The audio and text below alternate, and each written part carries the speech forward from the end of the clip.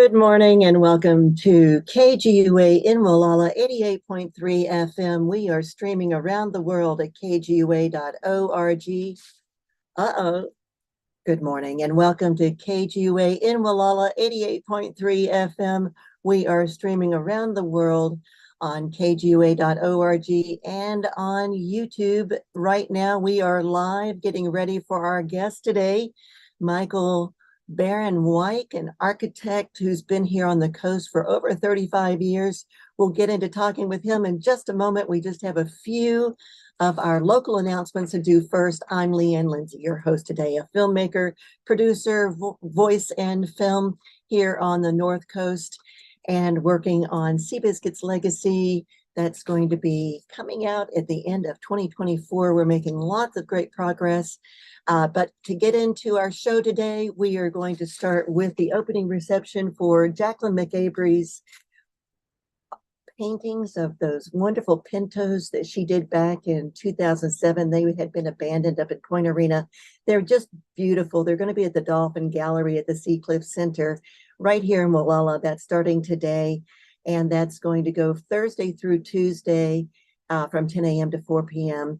Then Shindig Social Club is back with live music, and a local singer is going to be playing, Archie Cabazet, and he's going to be doing popular country tunes. That's 5:30 to 8 p.m. this evening. They've got lots of great food there, and that's up on Verdant View off Annapolis Road in the Sea Ranch. This weekend, it's the Big Arena Short Film Festival. That's the first one that they're doing. It starts tonight and then goes tomorrow from 11 a.m. through to closing. And they're going to have a reception tomorrow evening at 5 o'clock. And then they're going to close it out with Ms. Peggy Berryhill, and who is the executive producer of Town Destroyer. And they're going to be showing that film as the closing film. So learn more about the Short Film Festival at arenatheater.org, or you can give them a call up in Point Arena. This is the weekly Pay and Take clothing store opening again on this Saturday from 9 to noon. That's just north of the Chevron station here in Wallala. And this is the final weekend for the farmers market here in Wallala. Make sure you can get out and visit our local farmers from 9:30 to 12:30 on Saturday. Then on Saturday, also a second Saturday reception for artist Brenda Hall and a showing of her watercolors. That's up at the Elk Artist Collective up in Elk. And that is going to be from 10 a.m. to 4 p.m. daily. And then we have the Diwali celebration that's going to be happening this Saturday at starting, I believe, at 3:30 with a movement ritual. It's a celebration of the Indian Festival of Lights with sunset and movement ritual and a feast. To find out more about that and where it's being held at the Sanctuary Retreat up in Wallala, you can go to sanctuaryretreat.com or call 925-788-9451. That's 925-788-9451. And on Saturday at Wallala Arts Center, it is a concert featuring Michelle Kennedy, a soprano, and Henry Lebedinsky, a pianist. And that's going to be at 4 p.m. this Saturday at Wallala Arts. And that is going to do it for our announcements, so we can get right into our show today, which is such a great one. We're so glad to welcome back architect Michael Barron-Wike. And he has done residential architecture here for the past 35 years along the Northern California coastline and inland, with award-winning designs for new and remodeled homes. He has a portfolio of sustainable projects with start to finish services that crafts innovative buildings with certified passive solar green designs that fit into the landscape, with many approved California Coastal Commission zone projects. Welcome back to the show today, Michael. Good to have you once again on KGUA. It's really great to see you again. I'm excited about talking to you. Me too. I saw your update on LinkedIn, and that's what started this whole conversation going about you coming back on the show. We all have to do our marketing, right? Right, right. We do. And we love to support our local people and businesses and communities. That's what we do here with this morning show. And so we're really looking forward to hearing what your update is on your local projects. You've got so much to share with us. I'll let you get underway with your latest update and what you'd like to get started with. Sure. Well, if you recall, we talked about two of my more recent projects that were off the Sea Ranch, and this area has kind of those two dominant elements. If you're going to do a home in the Mendocino County area or in Sonoma, because we're right on the border between the two counties, you've got either Sea Ranch or you've got Coastal Commission. So I've got to deal with both of them. And this And time, neither is easy. no. And this time we're going to talk about a couple of Sea Ranch houses. And the reason that I think that they're worth people knowing about is that it's an example of that expression, pay it forward, that was so popular a few years back. And people mention it now and then about what goes around comes around. And if ideally you can do so in your life, it's a blessing. And so in this particular situation, I'm featuring two projects from the Sea Ranch. One I did and completed in 2011 for Larry Marks on Black Point Reach. And it was complete and total down to the plywood redo of the very first house to ever have been built on the Sea Ranch. And it had the very first building permit for a residence. The condominiums had come before that had been designed by Right. by Turnbull and his associates, MLTW at the time. So this house was designed by one of my professors at Cal. All these other guys were teaching at Cal at the same time. And Esherick was asked by Lawrence Halprin and Al Boki to design six what they called demonstration houses that would be on the ocean bluffs adjacent to Black Point, which is this beautiful promontory that sticks out into the ocean at the south end of the Sea Ranch. And these homes would be shown to people that wanted to buy a lot on this brand new development, 10 miles long and a mile wide, along the Northern California coast, that would share common spaces with everyone and clustered the homes into the existing cypress hedgerows. The hedgerows had originally been installed by the original ranchers to give some windbreak to their sheep and to using their land, more environmentally over the whole year with the way they grew up and formed shelters for the animals. So anyway, Esherick was designing and building this very first house when I was a student at Cal. And I didn't know about it. I didn't even know what Sea Ranch was, except over the elevator were drawings done in black and white with a brush done by Larry Halprin. And it said the Sea Ranch. And I would see it every morning when I got to the design building and going up the elevator, because it was right over the elevator for all of us to see. So lo and behold, here I am now 50 some years later, having lived here most of my adult life, practicing not only what they taught me, but taking it to another level with my sustainable and more durable, environmentally integrated homes today. So here I am. Larry calls me in about 2010 when the recession was kind of at its peak, and he said, or just before it, I think 2008, and he said, Michael, I've heard about you. I want you to do my project. And I said, okay, Larry, what is it? And he said, well, you've got to come see it, but it's one of Esherick's first homes. at the Sea Ranch. And I got all excited, and I said, great. So I went down there, and here it was, just kind of in shambles. It hadn't been touched since it was built. And I said, what do you want to do?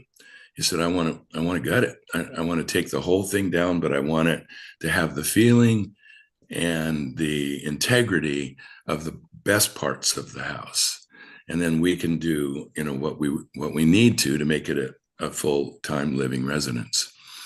And I said, great. I said, that's perfect. I can't think of a better opportunity to pay it forward for Joe Esherick, who was not only a great architect, but also a really great person.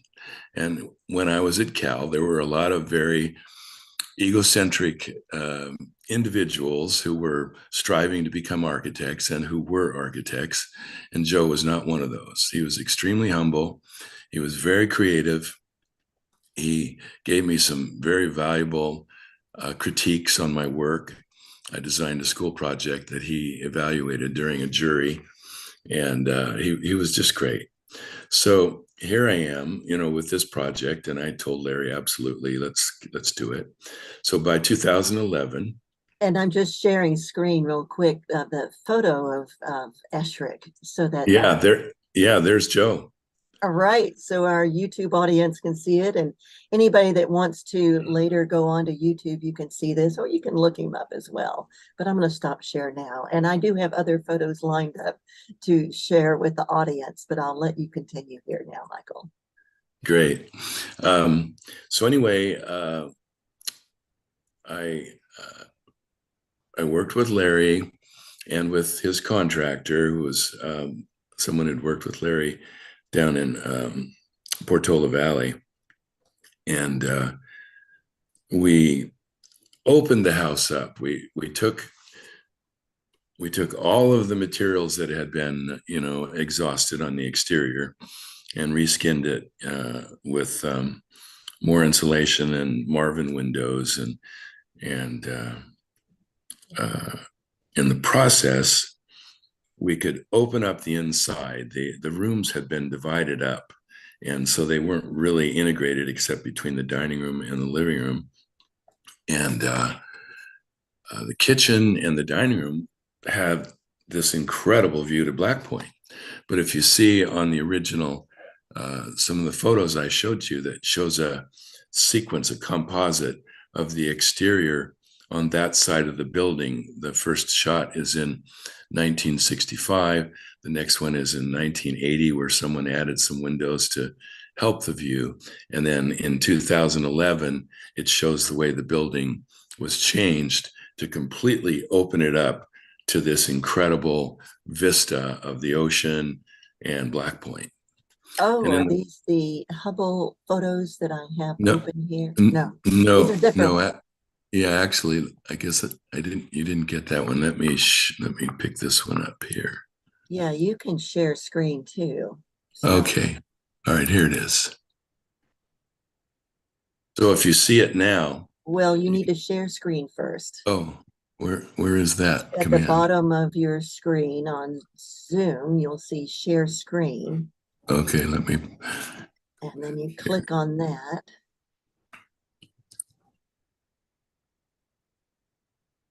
Let's see. And then as soon as you see share screen, you just click share in the lower right. Let's see, I see. Oh, there it is. Okay. Okay. So here it is. You see that? It's starting to share now. Yes, we see it. Okay. So if you see in 1965, this was what Esherick did for this west side of the building. Wow, what a difference. Yeah, and then someone else, and I don't know if it was him or someone else, put in this sort of hodgepodge of 4 windows to give you what I think broken up views of Black Point without really paying, I think, homage to this incredible structure. So I basically did a 2-story bay that popped out from the house, and picture windows in both levels. The upper level is the master bedroom, the lower level is the kitchen dining room. And so now you can really see what it is that this environment brings you when you're in the house for probably the most dominant, feature inside the building. Exactly. Exactly. And You see with that pop out, you can see in different directions too. yeah, and up the coast, of course, is spectacular too.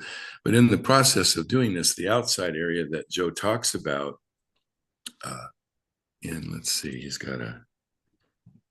And for our radio audiences out there, this is just a large, unusually shaped structure, 2 levels that they created this pop out section that has levels of windows on both downstairs and upstairs with around one corner is one smaller rectangular window and then the big bay window looking out the front on both levels. Now, here's something too that's interesting. Can you see that? I don't see anything different than what you started showing. Okay. It says you are screen sharing. Yes. Do you? Oh, so I see the same image, 1965 to 2008, and then the revision that you did. And then so maybe click off on that image to show the other one. See, okay. All right. Off on that one. And then I'll show. Okay, now I see you full screen again. Okay. So let's go to screen share. And then we'll go to this. And we'll go to this. Can you see that? It's starting up. Now I see the 25 most important houses in America under houses. Yes. Okay. So this is where I knew there was a heads up, because this house, along with the other 5, were chosen by Fine Home Building for their 25th anniversary as one of the most important houses in America. Oh, and that looks like a Frank Lloyd Wright design. Yeah, and obviously Falling Waters was one of those homes. Yes. So for me, I'm treading on iconic, territory to be touching or dealing with this home. But I felt qualified to do it for a couple of reasons. One is that I'd been to Cal, and Esherick had weaned me on the design process that he was using, for all of his work. And then the other is that I've been here now. You said 35 years. I've actually been here over 52 years. Oh, living here on the coast. I've been practicing actively. 52. Yeah, for 35. One of the websites you shared with me then needs to be updated. Well, that date is correct as far as when I began my practice. Oh, okay. So I was up here for a few years, but not with my own practice. Oh, gotcha. That's still valid. But so anyway, so in this great article, which let's see if I can find it here. As soon as you click on it, it should enlarge because we're just seeing small images of the others. Can you see this? I'm not sure why it's not popping up, but maybe it's keeping the other one. Yeah, it's keeping the other one. You shouldn't have to stop screen share. It's usually whatever you're sharing on your desktop is what will show up once you're screen sharing. Yeah, it's not going to next, and so that's the problem. Here's what. See you. Oh, there it is. It now is doing it on the right-hand side. In partnership with nature comes up. Yeah, so I'll read this to you. It was in that issue that was in Fine Home Building, and I thought it was interesting to read to you. In partnership with nature, architect Joseph Esherick wasn't interested in creating a popular style of house at the Sea Ranch north of San Francisco. He wanted a symbiotic relationship between the house, the site, and the elements. By sinking these, it says 7, but they're actually 6 houses into the ground so that the meadow grasses come up to the windows, he kept the houses low enough to minimize their impact on the coastal views. Matching the roof pitches to the angle of the windswept cypress trees was more than a cue from the landscape. Tests determined that these slopes most effectively deflected the relentless wind, creating a peaceful eddy for a sunny patio. The look caught on, resulting in rows of shingle-clad sheds on ruler-straight streets all around the country. I really like that phrase, the symbiotic relationship between the house, the site, and the elements. Well, you can see it here. Can you see that one? Yeah, I just wish we could make it larger for the YouTube audience. I will. I will. Not sure why it's not, but okay. Let's it's do it okay. again. Let's do it again. All right. There. Oops. It keeps coming in. This is the, there it is. Well, we can see it on the right-hand side at least. Oh. So for some reason, maybe do you have a Macintosh? That could be one of the reasons. Is that better? It's still the same, the small square on the right. But that's okay. Go ahead and describe what we're seeing in that image. Okay. For both radio and YouTube. Is that, oops. It's okay. Don't worry about it. Just go ahead and describe what it is we're seeing there in that image. Okay. So in this image, it shows the couple of the homes in the complex and how they're tucked down into the landscape and how the roof lines pitch with the slopes of the cypress trees. The house on the left was actually Esherick's personal residence for years. So I'm guessing as part of his commission for all 6 homes to save some money, Boki and Halprin worked a deal that he could keep one of the homes and design the rest. I'm just guessing. But these are not the house that I did, but these 2 were part of that complex that were built after the one that I did. Uh-huh. So let's go back to that. Closing on that. Now here, can you see this one? That one's actually a lot clearer, easier to see, and of course, being in color helps. Well, look at beyond the homes. That's Highway 1. Amazing. There's nothing there. That's where there was nothing at the Sea Ranch other than the streets were done and the markers were in place. And these were the only houses that existed on the entire 10 miles. So these first houses were accessible by road. Yeah, that you drive down Black Point and there's the cul-de-sac at the end. And here these houses were looking out at the ocean. So everyone went to the lodge. They stayed at the lodge in the condos. And then they came down here with a realtor who had his office. You know where the Sea Ranch logo is, where you come into the restaurant? Yes. Out on Highway 1? Right. That building was the original real estate office for the Sea Ranch. Well, that's something I did not know. All right. that little thing. That little shack. So anyway, they brought them here, and you can see the middle house here with the brick chimney is the one that I redid for Larry, and you can see the windows missing. And the other houses, of course, are now, everything now is surrounded by cypress trees. So that one is one. Now, then the reason I had asked you about if it was accessible by road, because the story that we hear often told around here, because I have a horse at the stables, is that in the original beginning days, some of the properties were shown by horseback. Because they were inaccessible by roads in general. Yeah, I wouldn't be surprised. And Belgian Race did the site development, and they may have not have finished doing everything when this was being, shown. Because imagine, putting in roads for, in fact, even the sewer district area to the north third or whatever of the Sea Ranch wasn't even developed yet. And if you're just tuning in, I just want to let the audience know that you're listening to the voice of Michael Barron-Wike, architect, who's talking to us about some of the infamous or famous Sea Ranch homes that he has had an opportunity to help redesign.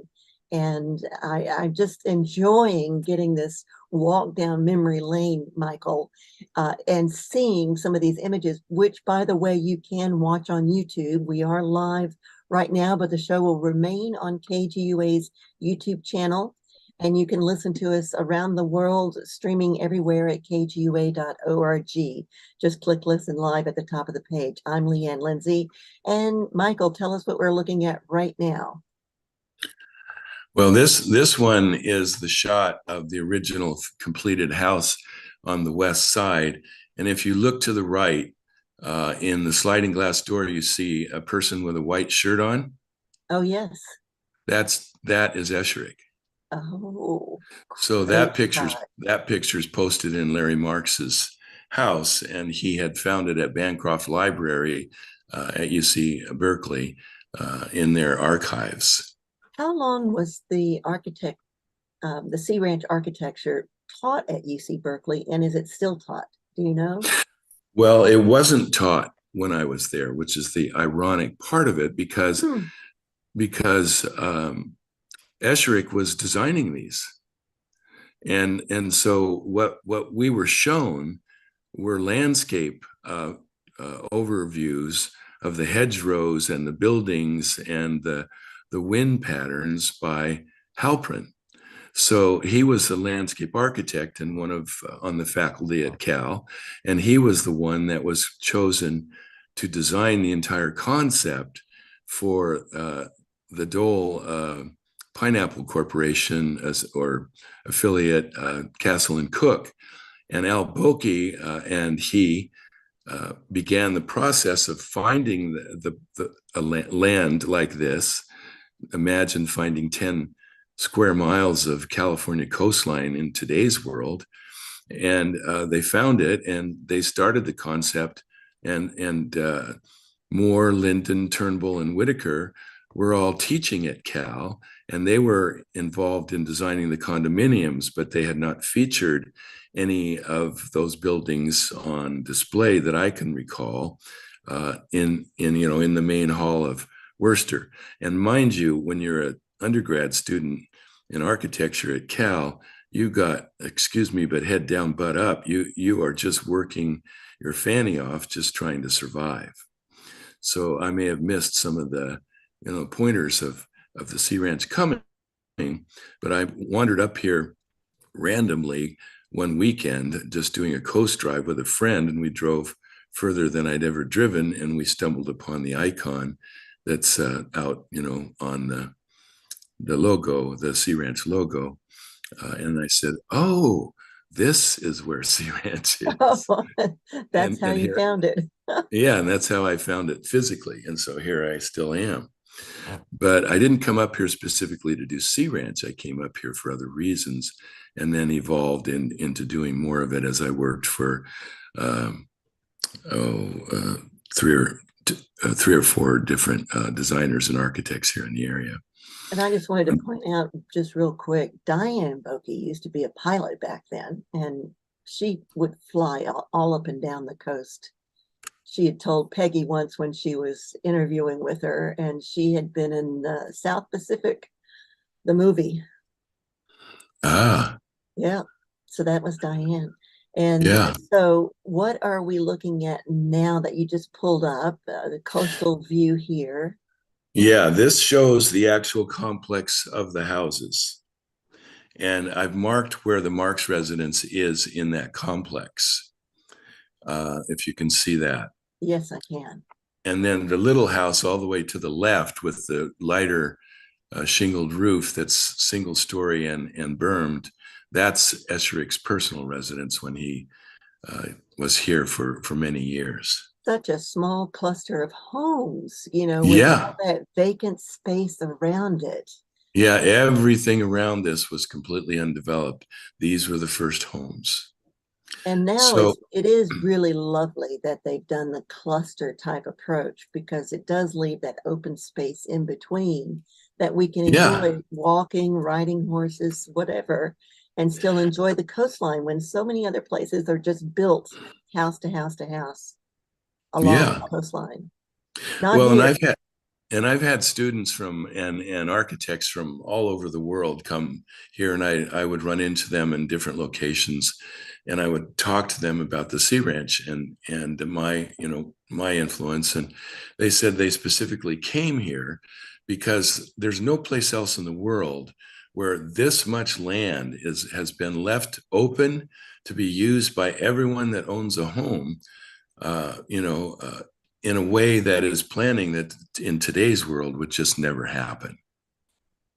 Design by intent. Yeah. So let me show you some of the after effects. Okay. Here's a nice daylight shot of the completed project. And one of the things that Halprin mentioned in his quote that I used on this one is that he'd done just a little deck off of those sliding doors off to the leeward side of the building. So I put some benches in there. I expanded the deck all the way back to the back fence. I built it around a hot tub and against the cypress row, and then put flagstone pavers down onto the ground, so that now that wind protected side that he referred to in his design can literally be used, all the time when the weather permits, on that side. And that's, as you can see, the south facing side, so it gets even more solar exposure. In today's world, these wind-swept roof lines would be influenced by solar gain, and so you would have to argue between fitting into the cypress trees with the northwest wind and having roof lines that would pitch off to the south to allow you to get solar photovoltaic cells to pay for the electricity and the power that you're using for this house. So if I were designing this from scratch today, I would be probably putting a roof off of this porched area and have solar panels on them in this design. And describe this design a bit more for the radio listeners so they can understand a bit more of what our YouTube viewers are seeing. Okay, well, this is showing a view of the west side of the house, kind of southwest. And as you look at it, wrapping around that west and around the south side, is a deck with a screened bench, set of benches that are built in with the same cedar wood that the house was that was used in the house inside the building, which you'll see we preserved. And then the deck has been completely redone and extended off to a hot tub off the right behind some chairs that sit on a flagstone patio. So this way, you can not only benefit from the views on one side when it's not windy, but when it is windy, which is very prevalent in the summertime, you can get behind the building, if you will, and be sheltered on that south side. And describe the two-level story home a bit more, because it's very angular.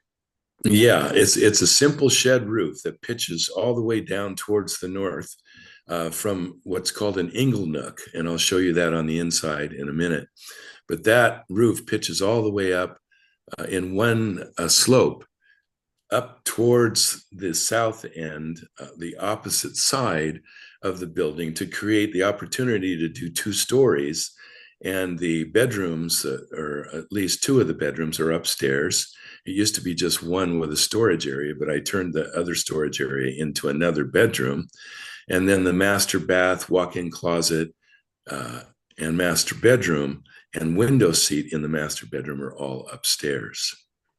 So that from the master bedroom, you can see even more spectacular views of Black Point and the Pacific Ocean.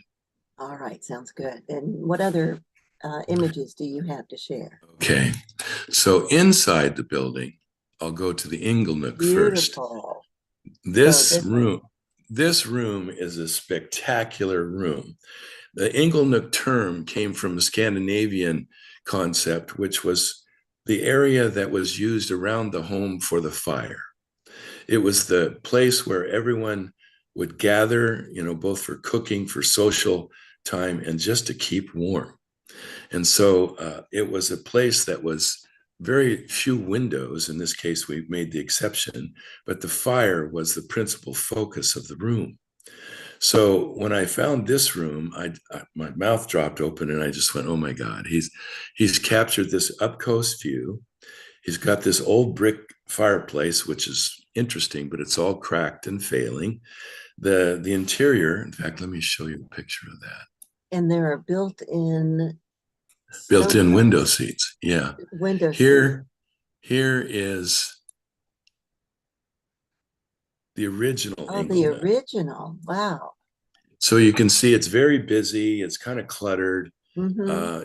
It has the similar, roof pitch and materials. You can see the edge of the brick fireplace, Mm-hmm. but it doesn't lure you in. It's No, adequate. It's right. adequate. But if you see now, back to what I did, let's see, where is it? Here it is. Yeah. With that. Now it's opened up. There's Yep. no clutter for you to get to where you want to be, which is to sit down and look at this incredible view and fireplace. And these are all new Marvin windows, so I maximized their connection and kept the wood feeling. All of this cedar is taken down from, this is the original cedar that was put up in 1965. Wow. Every board was painstakingly taken down, run through a planer, pickled with a very light whitewash from Minwax. I put in LED lighting to accent all of this at night. And all of the floors are the original pecan floors that we covered and resurfaced and then repaired. This hearth is new.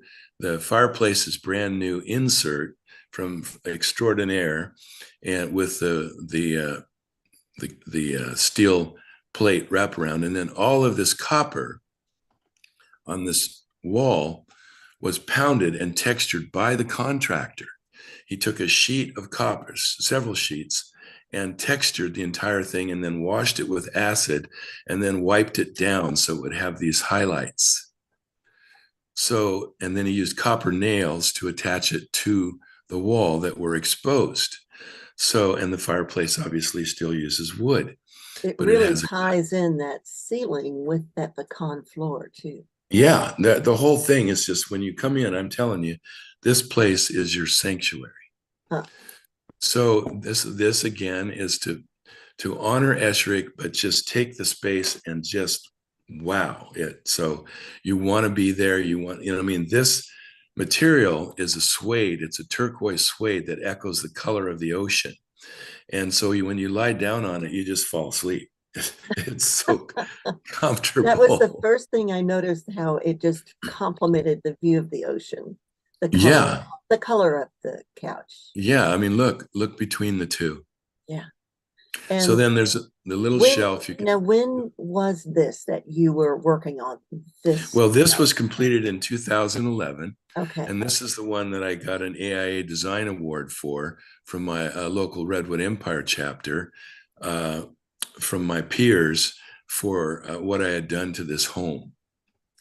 And then it was published subsequently in a couple of other places in the Santa Rosa Press Democrat, and then also in a magazine that I have linked to on my website. Yeah, as a matter of fact, let's tell people a bit about where they can see your work, Michael. You've got it under MBW for Michael Barron-Wike, architect.com. You have it on House, right? And where else? Yes, and on LinkedIn. And on LinkedIn, right? Yeah, So, and on Google. right, you can always Google it and find the information. But you've mentioned where exactly on Google? Well, I have a Google business page, so Oh, a you can Google type business page. yeah, so Okay. you can type in Michael Barron-Wike Architect AIA, and it'll come up and it'll show you the list of places. Now, the best place right now to see the most comprehensive collection of this job and all my other ones is on House right now, because I'm still upgrading and refining my web page and struggling with it with the web designers. But in the process, I would call it still under construction. Can I But take a moment to actually share that with our audience? Because I want to show them what the house website on YouTube looks like. And Okay. there you go. And this was right next to your own website, but this one, Yes, that's house. this is Yeah. house, and it has the Doss residence, it has the Marks residence, That's the one we're seeing now. the Esherick Hedgerow house, right? Yeah. And Yes. then you've got the Schwager residence down there in Right. Anchor Bay. That was a preliminary design that I loved, but it never got through because of wetlands in the coastal commission evaluation. But there is a house there, but it's not that one. Right, right. And But to the then, left is the fallow residence that you've seen. oh, I Uh, love that fallow residence, you that can see it out Nautilus. on the you can see it out on the bluff there. Yeah. And then you've got the cruiser residence. Yeah, the Kreutzer residence, Kreutzer. that's up on Pilot's Reach, and that just sold for I think 2.3 million. And then the one on the lower right is the Trioni residence that Rich Fredrickson did for me, I think back in 2008. That's on Land's End Close off Breaker's Reach. And I'm going to stop share now. And if you have any other things to share, or if you just want to keep talking, we've got about 15, 18 more minutes. Okay. Well, we'll go to, let's see. Let me Start share again. get to this. I'll show you. This is what we did to the kitchen. All right, start share one more time because I ended your share. Okay. I can do that as host. Let's see. Oh, there we go. Let me try it again. See if it comes up this time. I still had the other one up. Does that work? Go to share screen again. Okay. All right. And start share. Let me get down. I didn't know it turned itself off. Oh, I did that. As host, I have that option. I needed to share my screen, which is why. So now we're back to sharing your screen. Oh, this is a beautiful look at this kitchen. Oh my goodness. Now, mind you, and I'll show you it before, this entire wall was solid. Which entire wall? The wall, where the wall, kitchen is. yeah. Oh. There was a 3-foot wide door on the left-hand side, and the rest was walled off from the dining room and that view to Black Point. Oh, now it's so much better being open. So what we did in my opinion. Yeah, thank you. All of these beams were kind of chocolate brown. So we said, oh no, that's not acceptable. So we wrapped all the beams with the same cedar that we used in the entire house, which is a Western red cedar with that same wash. You can see the ceiling, the walls, everything in the house, every square inch of this house is wood on the inside walls. So this wood needed to be complemented dramatically. So the contractor and the owner had a cabinet maker that did incredible work in Portola Valley, and he did this with an exotic African hardwood. And you can see he used a horizontal grain pattern, but he book matched it, which means he used the same pieces of wood of the veneer around all of the cabinets, so that it just goes around in one continuous ribbon that is all compatible with the next cabinet. And then, of course, we've got the countertops with granite and the pendant lights, and then which are hanging from cables. But now, when you're eating and you're socializing, the kitchen and just like it is in modern day homes I do everywhere, the kitchen, the dining room, and the living room are all one space. They're all social areas where everyone can mix and nobody gets isolated like the old days in the 60s when Esherick first designed this house. And the view floods throughout. Yes. Right. Yeah. And that's to have a home on this beautiful coast, you want to have that opened up so you can see it. And that cabinetry was stunning. Wasn't that amazing? Yes. Now we'll go to screen sharing has stopped as the shared window was closed. I'll start it again. Yeah. Okay, let me And you are listening to KGUA in Molalla, 88.3 FM. I'm Leigh Anne Lindsey, your host today, along with Michael Barron-Wike, architect, who's just showing us some incredible homes that he has been working on over the years. Okay, now I'm going to show you what I'm working on now. Let's see, hold on. There it is. So we flash forward, and what we come to now is this. The Hubble House. Yes, can you see I've been it? in this house. Yes. Okay, this is the condition of a 1974 William Turnbull design, which I've seen most of his work on the ranch, if not all of it. And this to me is one of his most iconic structures. It was designed originally to be completely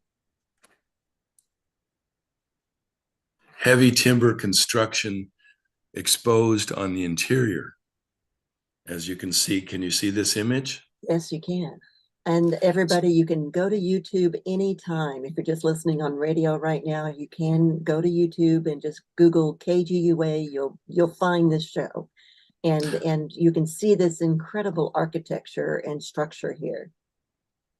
So what we're looking at right now, for those who don't have the view, the entire building was basically built on with sticks. It was an open, exposed timber structure with 6x6s that were bolted together with sheet metal and bolts, all braced independently of the building itself to stand on its own. And that worked in 1974. But since the earthquakes of the 80s Yes, and the 90s, I knew this that was building, coming. this building would not survive another No. earthquake, especially if it was focused on the ranch. It did survive the one, obviously, that happened, in San Francisco during the World Series. So that, 1989. yeah, 1989. So if you look here, this gives you a real idea of how open and how Wow. exposed and how vulnerable this building is. So the owner, It looks like it's 3 levels. well, it feels like it. Those towers are over 28 feet tall. And Yeah. yeah, if you put a second level on it, then you've got another 12 feet on top of that. I've never actually measured it. I suspect it might even be taller than the allowed 28 feet for the Sea Ranch, but we'll find out. I've got to submit this still to the design committee. Yeah. But what happened, and let me show you this is amazing. Oh, that stairway is impressive. What happens in this building is it's two towers. It's two 2.5-story tall towers that are joined from a square, and I'll show you a rendering that I've done with this diagonally placed skylight along the ridge, and then this dramatic staircase that you come around to from the living room's on the right, the kitchen's on the left, and there's a sitting area right where I am with the camera in one of the tall towers. The other tower is at the other end where the staircase ends, where you see windows upstairs. So this building is just so, it has so much vertical space, and typical of Turnbull, very little horizontal space. Everything is so tight. I think it's about 1,600 square foot house.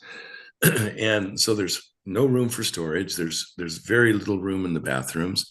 So I'm going in and I'm taking the whole building, leaving as much as we can so that it looks like a complete Turnbull house when it's done, and redoing it so that it goes from 1,600 to 2,600 square feet. And so the bedrooms get larger, the bathrooms get altered and moved. The kitchen is going to be completely redone. The staircase will remain intact. The roof will be insulated. The windows will all be double glazed and insulated walls on the outside. The walls are completely uninsulated right now. So this thing is an energy sieve Right. for all of the beauty that these guys did. They just, it was 25 cents a gallon when they were doing for gasoline, when they were doing these homes. So now, at $5 and $6 a gallon and switching to all electric, now these homes, it's imperative that they be helped as much as possible to become energy efficient with, and still, the owner said, should I tear this down? And I said, are you kidding? This is one of the historical iconic structures of that era and of that architect and of this place, the Sea Ranch. Do not Thank do you, that. Michael. Yes. You would be throwing away millions of dollars of value, not mentioning the historical value for students, for people that want to Absolutely. experience. Yeah. Yep. So that one. So let me show you what I've got up my sleeve. So this is an addition that I've done on one side, and then I've punched out this existing living room and added a balcony upstairs at one end of the house. So Wow. you can see these towers here. There's one there and there's one behind it. And then let's see. Now you're using some kind of 3D design program. Which one are you using? I've been actually involved in this program since 1999, and it's called Chief Architects, CHIEF. I tried to go with Revit when they were on their own, and then AutoCAD bought them, and they wanted so much teaching learning curve for all their different packages that were very expensive that I opted to go to this little company, and I got on their beta team. So I became a crew of a few architects and developers who worked with these guys. And every year they added something that we had come up with or suggested to the program, to the point where now in 2023, I can spin and rotate this design to my heart's content. I can do 3D contours. I can do curved walls and windows, the whole enchilada. So by having, the experience of this program, I can show it to the design committee and to the owners and give them a full sense of what this building will look like when I'm finished with it. And the reason I ask is because back in the mid 90s to the late 90s, I was working with Autodesk competitor Crystal Graphics, which had a 3D graphics program called Topaz. And this reminds me Okay. a lot of Topaz. Yeah, this is a little watercolor, rendering of it that shows you sort of the existing Yeah, house. But, I've well, seen it. well, it shows you some of the existing house, and then we're adding on this whole two-story balcony area with a master bedroom underneath it, this spiral staircase, these new decks, a bathroom that's off of this room, which wasn't the master bedroom, but it is now. And so this has been punched out in 1994 by Turnbull's office. And then I punched this part out for a master bath that would be right en suite to this bathroom. Then you can see the original tower is over here. And then we've added a hot tub and a deck off to the north at this end of the house. And again, to our radio listeners out there, just go onto YouTube and you just Google for KGUA and you're going to see this program so that you can see these images. This is pretty impressive, Michael. And so this is still in the planning stage. Yeah, what you're seeing now is right now we're having MKM Engineering in Santa Rosa evaluating this ancient structure, almost 50 years old, for Yeah. lateral wind and earthquake design stability, so that these additions, which is all of this end here on the north end, and then all of this on the south end, will have its own contemporary earthquake design, but when it attaches to the building, those walls that attach to the building will be upgraded to make sure that they can stand with this building left relatively on its own. In addition to that, we're going to look at the building here as it is and evaluate it and see how we might be able to stiffen it without altering its significant design features for a better earthquake endurance. That is impressive and a lot of information for people out there that may be thinking of doing something similar to their structure. Yeah, I mean, I'm wearing two hats here. One is, the practical architect, who's trying to fix, somebody's outdated concepts, and the other is the pay it forward part, where I want to pay homage to these guys. They were my mentors, but Right. also I have moved on, and I've moved way on beyond this realm. Other than the aesthetic, as you see, is uniquely their own. So what I design is different from this, but I respect and admire what they've done, and I want I want to bring forward what I know from living here all these years, designing here all these years, adding as much sustainable energy to these old buildings as I can, and also creating a design where when it's done, you can't tell it's not the original design. So that to me is the ultimate goal when you're restoring iconic structures. That's the voice of Michael Barron-Wike, and you can find him online in several different ways through his website, through House. That's, you said, the best way to reach you right now or to see information about you, Michael? Is on House and On LinkedIn. House And and LinkedIn has, LinkedIn. yeah. Well, we've still And got a few more. House has the most photographs. We have a few more minutes still, but I just wanted to let our audience know, that if they've been listening and this sounds appealing to them, they want to see more, they want to find out more. What are some of the ways to get in contact with you? Well, as I say, that those sites have all ways to get in touch with me, All to give right. me reviews too. If there's anyone that's seen this and wants to go on those sites to make reviews of this show or their impressions of my work, it's always appreciated in the process. But yeah, I can get right back to you. My phone number, my cell phone number is the easiest one to use. It's given on all the sites. So here I am. Well, I really wanted to find out these last few seconds. So this is the house that you're working on currently. Do you have other Yes, projects yes, underway? yes. I've got a new one going up And go ahead and down stop below. share for right now. Okay. I'll go ahead and, yeah, there you go. That way everybody can see you again on YouTube.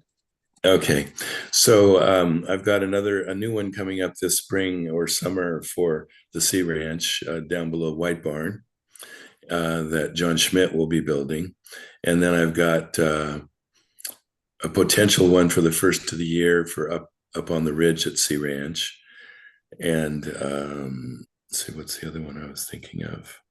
These two, yeah. So those are the three main ones, and then I have ironically, three projects right up there where my house is in Anchor Bay that are all additions to existing homes. One of them is the old schoolhouse that's just north of Fish Rock, that the owners there want to upgrade that and then do a new home out on the ocean. And then their neighbors, just two parcels over, want to upgrade their home and add a studio. And then a home I did at the bottom of Fish Rock for Jim Stockton, the owner there, wants to upgrade the studio that I did for them. So in a combination of new and remodels, I'm keeping busy. Well, Michael, it's always a pleasure to have you here on the Thanks, radio Leigh Anne. show. You're welcome. I And hope it was interesting.